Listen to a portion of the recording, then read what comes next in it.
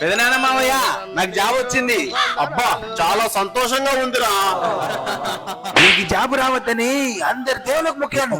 నేనైతే 101 కొబ్బరికాయలు కొట్టాను. మరి ఎలా వచ్చిందబ్బా? ఏమో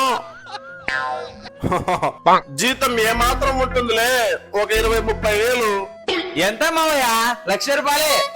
నా కూతురికి జీతం 40,000. నా కొడుకు జీతం 50,000. రేపు ఫ్యామిలీ ఫంక్షన్ లో వీళ్ళ నాన్న ముందు మనం యాత్రలు ఎత్తుకుంటాం. అవును.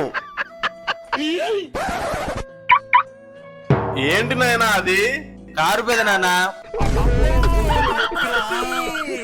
ఎంత? జస్ట్ 30 లక్షలు పెదనాన్న. ఆడి కారు కదా మరి. బా దేవుడా, ఎంత ఖర్చైనా పర్వాలేదు, చేతపాటి చేసినా సరే వీనికి జాబ్ లేకుండా చేయాలి.